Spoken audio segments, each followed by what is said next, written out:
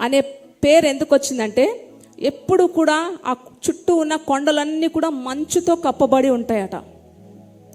మంచుతో కప్పబడి ఉంటాయట. గ్రామం అంతా కూడా మంచుతో నిండిపోయి ఉంటుందట. అందుకనే ఆ పేరు పెట్టారు ఆ గ్రామానికి.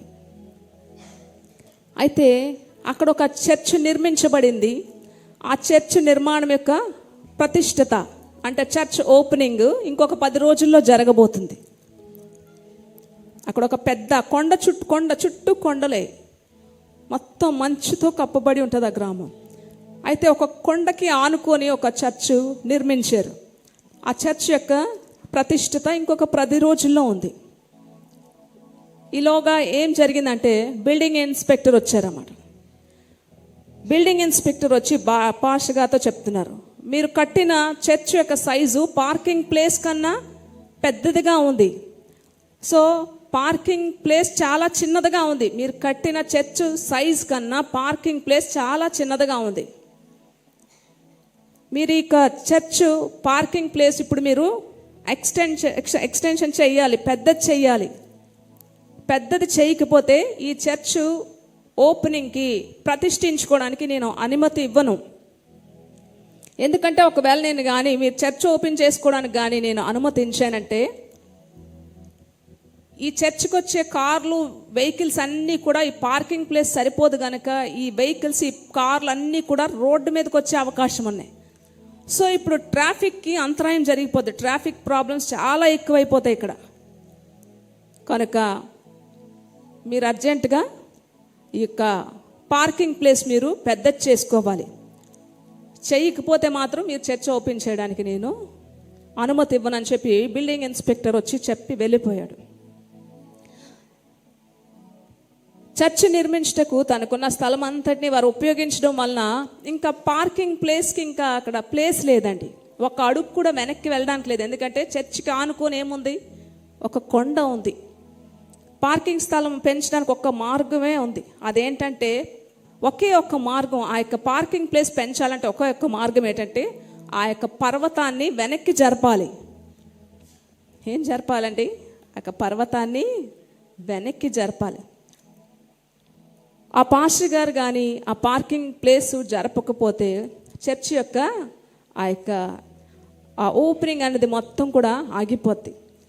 సో పాస్టర్ గారు ఏం చేశారంటే పర్వతాన్ని కదిలించే విశ్వాసులు ఎవరున్నా సరే ప్రార్థనకి రావాలి అని చెప్పి ఒక అనౌన్స్మెంట్ ఇచ్చారు. ఏం అనౌన్స్మెంట్ ఇచ్చారండి? సో ఈ పర్వతాన్ని జరిపే విశ్వాసులు ఎవరెవరు ఉన్నారో చర్చ్లో వాళ్ళందరూ కూడా ప్రార్థనకి అటెండ్ అవ్వాలి అని చెప్పి ఒక అనౌన్స్మెంట్ ఇచ్చారని చాలామంది ఆశ్చర్యపోయారు, నవ్వుకున్నారట, బగబగా నవ్వుకున్నారట. కొంతమంది మాత్రం పాస్టర్ గారితో ప్రార్థన చేయడానికి వచ్చారంటండి. కొంతమంది ప్రార్థన చేయడానికి వచ్చారట. వారం రోజుల్లో పర్వతాన్ని వెనక్కి జరపాలి. ఎంత గొప్ప విశ్వాసం అండి! వారం రోజులే ఉంది. ఈ వారం రోజుల్లో ఈ పర్వతాన్ని వెనక్కి జరపాలి. అంతేకాకుండా ఆ పర్వతం వెనక్కి జరిగిన తర్వాత ఆ ప్రాంతం అంతా కూడా సిమెంట్తో గచ్చు వేయాలి. దానికి కావాల్సిన డబ్బు కూడా కావాలి. పర్వతం జరిగిపోతే సరిపోదు కదా, అది జరిగిన తర్వాత అక్కడున్న ప్లేస్ అంతా కూడా గచ్చు వేయాలి. అలాగే దానికి ఎంత డబ్బు అవుతుంది, ఆ డబ్బు కూడా కావాలి అని చెప్పి చర్చ్లో 300 మంది ఉన్నారట. చర్చ్లో 300 మంది సభ్యులుంటే వాళ్ళు 24 మంది మాత్రమే పాస్టర్ గారితో విశ్వాసంతో ఆ కొండ జరపడానికి ప్రార్థించడానికి వచ్చారట. చూసారా? 300 మందిలో ఎంతమంది వచ్చారండి? విశ్వాసంతో ప్రార్థన చేయడానికి నవ్వుకున్నారట. కొండ జరపడం ఏంటి? పిచ్చి పట్టింది పాస్టర్ గారికి. నవ్వుకొని 300 మందిలో పాస్టర్ గారితో కలిసి ప్రార్థన చేయడానికి 24 మంది విశ్వాసులు వచ్చారట. వాళ్ళంతా కలిసి 3 గంటల కన్నీటితో ప్రార్థన చేశారట. ఆఖరిలో ముగింపు ప్రార్థన పాస్టర్ గారు ప్రార్థన చేశారట. పాస్టర్ గారు ఒక మాట చెప్పారట, వచ్చే వారం మనం చర్చ్ ఓపెనింగ్ అవుతుంది, చర్చ్ ప్రతిష్ఠిత అవుతుంది. ఇప్పటి వరకు దేవుడు నడిపించాడు, ఇక మీదట కూడా దేవుడు నన్ను నడిపిస్తాడని చెప్పి ఆశీర్వాద ప్రార్థన చేసి ముగించి పంపించేశారండి. మరునాడు ఉదయం ఏం జరిగిందంటే ఒక ఇంజనీర్ వచ్చి పాస్టర్ గారి దగ్గరికి ఒక ఇంజనీర్ వచ్చారట. ఒక ఇంజనీర్ వచ్చి ఆయన ఒక ఒక కన్స్ట్రక్షన్స్ యాక్మే కన్స్ట్రక్షన్స్ అని అది స్టార్ట్ చేస్తున్నాము. సో ఇక్కడ ఒక పెద్ద షాపింగ్ మాల్ కట్టాలని ప్లాన్ చేస్తున్నాం అని చెప్పి పాస్టర్ గారితో చెప్పి ఏమన్నారంటే, ఆ షాపింగ్ మాల్కి కావాల్సిన పునాదుల్లో చాలా మట్టి కావాలండి, మీరు అనుమతిస్తే గనక ఈ కొండ సగం తవ్వి ఈ మట్టి మేము తీసుకుంటాము, అంతేకాకుండా ఈ ఖాళీ ప్లేస్ అంతా కూడా ఈ మట్టి తీసుకున్నందుకు దీనికి మార్కెట్ రేట్కి ఎంత డబ్బు అవుతుందో అంత డబ్బు మేము ఇస్తాము, అంతేకాకుండా ఈ ప్లేస్ ఎంత ఖాళీ చేసామో వెనకాత ప్లేస్ అంతా కూడా మేము గచ్చు చేసి కూడా మేము ఇస్తాము, ఇప్పుడు కానీ మీరు అనుమతించకపోతే మాకు మట్టి ఎక్కడ దొరకదు, ఈ కన్స్ట్రక్షన్స్ ఆగిపోతాయి, పాస్టర్ గారు దయచేసి మాకు ఈ సహాయం చేయండి అని బతిమలాడుకోవడానికి ఒక ఇంజనీర్ వచ్చాడండి. హల్లెలూయా, హల్లెలూయా. విశ్వాస సహితమైన ప్రార్థన కొండల్ని కదిలిస్తుందండి. ఎక్కడికైనా వెళ్ళి అడిగారా? వారం రోజుల్లో అన్ని పనులు ఏం జరిగాయండి. అక్కడ ఏం రూల్స్ పెట్టారు, వెనకాతల పార్కింగ్ ప్లేస్ ఆ యొక్క కొండ దగ్గర మాత్రమే జరపడానికి పార్కింగ్ ప్లేస్ ఎవరు జరిపారు? కొండలు జరిపోవాలంటే కొండ వెళ్ళా అక్కడ జరిగిపోదు, దాన్ని ఎలాగ జరపాలో దేవునికి తెలుసు. ఏంటంటే కావాలని ప్రార్థన చేశారు, కొండ వెనక్కి జరగాలి, పార్కింగ్ ప్లేస్ కావాలి, అదంతా గచ్చు చెయ్యాలి. కన్నీటితో 24 మంది విశ్వాసులు ప్రార్థన చేయడానికి వచ్చారని. కన్నీటి ప్రార్థన దేవుడు ఆలకించాడు. ఆ యొక్క కంపెనీ ఇంజనీర్ వచ్చి ఏమడుగుతున్నాడు? ఆ యొక్క కొండ ప్లేస్ మేము తవ్వుకోవాలి. ఎక్కడి నుంచి ఎక్కడికి దేవుడు కనెక్ట్ చేశారో చూసావరా? అక్కడే కట్టాలా అండి? ఆ యొక్క షాపింగ్ మాల్ అక్కడే కట్టాలా?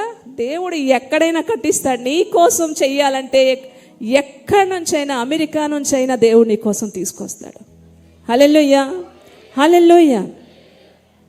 ఏమని బతిమలాడుకుంటున్నారు? ఇప్పుడు మీరు అనుమతించకపోతే మా యొక్క కన్స్ట్రక్షన్స్ ఆగిపోతాయి, ఈ మట్టి కావాలి, దీనికి విపరీతమైన మట్టిక, దానికి కావాల్సిన డబ్బు అలాగే గచ్చు కూడా వేసి చక్కగా చర్చ్ నెక్స్ట్ వీక్ చక్కగా సంతోషంగా ఓపెన్ చేసుకున్నారండి.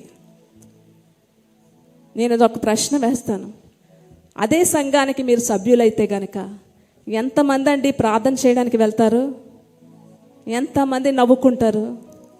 కానీ మేము ఆశపడేది దేవునికి రాజ్యాన్ని కట్టడానికి, మా కోసమైతే ఆస్తులు సంపాదించుకోవడానికి కాదండి. ఈరోజు ఈ పుల్పీట్ మీద ఉండి మేము చెప్తున్నాం, ఈ క్షణంలో దేవుడు వచ్చి ఇది విడిచిపెట్టేసి మీరు వెళ్ళిపోండి దూరంగా అంటే మేము వెళ్ళిపోవడానికి సిద్ధంగా ఉన్నాం. హల్లెలూయా. అటువంటి త్యాగంతో, ఆ డెడికేషన్తో చేస్తున్న సేవ. కానీ చాలామంది ఏమనుకుంటారు? నవ్వుకుంటారు. ఎంత ఆశ ఆంటీకి, ఎంత ఆశ కదా. ఆశ పడిగిన ప్రాణాన్ని తృప్తిపరిచే దేవుడు కనుక 300 మంది సభ్యుల్లో 24 మంది వద్దండి, 300 మంది విశ్వాసులు కావాలని ఆశపడుతున్నాం. అందులో ఎంతమంది మీలో ఉండాలనుకుంటున్నారు? కనుక విశ్వాస సహితమైన ప్రార్థన.